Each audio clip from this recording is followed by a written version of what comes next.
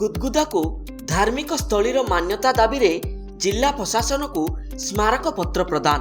गजपति जिला रायगढ़ ब्लॉक रे थिबा गुदगुदा जलप्रपात अंचल को धार्मिक स्थलीर मान्यता देबा नहीं प्रकृति संस्कृति सुरक्षा मंच तरफ जिलापाल विजय कुमार दासंक उद्देश्य रे एक दाबी पत्र प्रदान करा जायछि। किंबदंती रही जे पंचुपांडव तिल सप्तमी तिथि रे एठारे बुड़ पकाइथिले। एहासह एठारे गणेश गुंफा, हनुमान मंदिर, द्वादश ज्योतिर्लिंग शैवपीठ, माँ सात भौणी और महेंद्र तनिया माता को आम पूर्वपुरुष अमलरू पूजा करि आसुचु।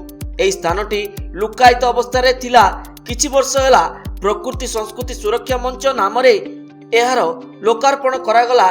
प्रति वर्ष एठारे माघ मास तिल सप्तमी दिन शबर मानकर समेत हजार हजार श्रद्धालु बुड़ पकाई थांती।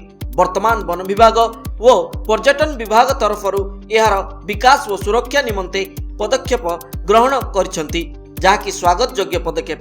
किंतु शबर संस्कृति रक्षा निमंते गुदगुदा अंचल रे थिबा किंबदंती संपूर्ण संस्कृति गुड़िक नष्ट न करी संरक्षण करने दाबी करिसंती। एही दाबी पत्र प्रदान बेले प्रकृति संस्कृति सुरक्षा मंचर राम शबर, श्याम सुंदर शबर, केशव भूया प्रमुखों समेत बहु सदस्य उपस्थित थिले। श्याम सुंदर शबर संस्कृति प्रकृति सुरक्षा मंच रघुनाथपुर गुदगुदा। सर आज आप जिला प्रशासन द्वारा कम हाँ आम जिला प्रशासन पाखे ये आसचु जे रघुनाथपुर गुदगुदा एक धार्मिक स्थली अच्छे।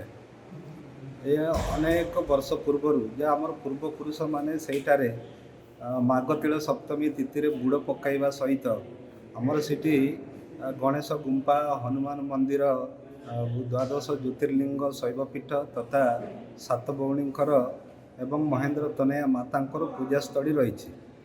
तेणु एवं शुणा पाइलु जे सरकारंकर उन्नतिमूलक कार्य सीटी हम।